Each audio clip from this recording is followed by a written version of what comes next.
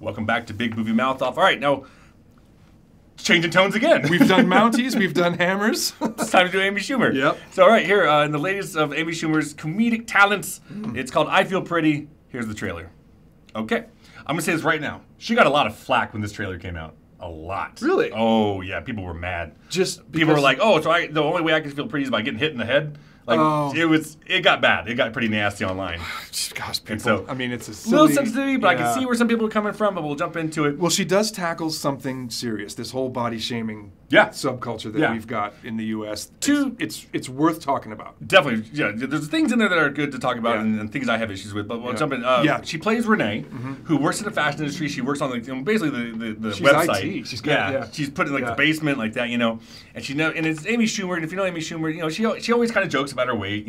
She's not the zero size supermodel walking down the runway. Right. And so she goes to these cycling classes or spinning classes, and always sees models walking like that. Yeah. She's always looking at herself, whatever.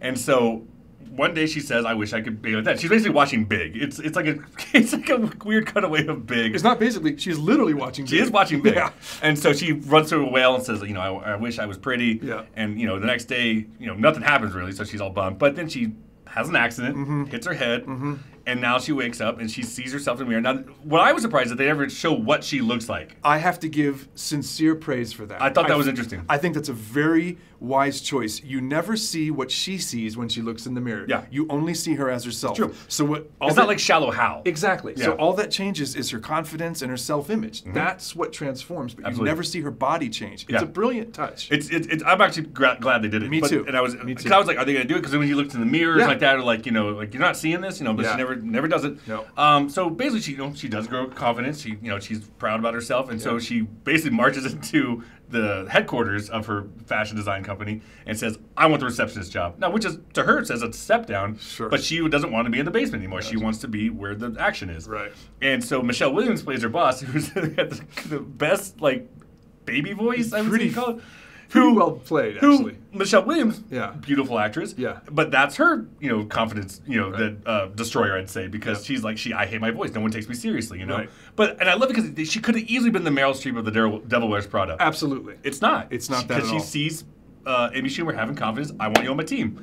So they kind of go with that because they're basically developing a line that, we see Armani, but they're going to make Armani go into like a Target. Yeah. That kind of concept. Right. And so I see Amy Schumer could do this, So that's what kind of sprouts out. She meets a guy, he's like, wow, you're really confident about yourself, and that's kind of the whole joke.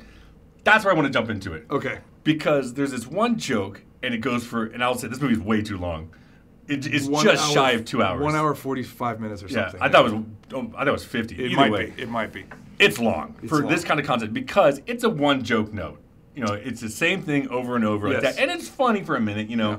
But then one thing with that joke, I have to say, just maybe it's just me. I think Amy Schumer is beautiful, and it's just like when all these supermodels are looking at her like she's just trash. I was like, it took me out of it because I'm saying I'm not believing this. The way she's treated by people in this movie is very unpleasant to watch. It's unpleasant to watch, but it almost comes to me like cartoonish. And it's totally ridiculous because Amy Schumer is, of course, a beautiful woman. Yeah. To me, the key to this movie's flaws, and there are many, is that they made a poor decision at the very beginning when they decided to go PG-13. Yes. Because Amy Schumer is an R-rated virtuoso. Stand-up comedian. That's where she does her best work. Sure. And I'm not talking about stupid, raunchy nonsense. Nudity or something like that. You can go to Super Troopers 2 for that if you want exactly. it. But she's brilliant, and she had filters on her.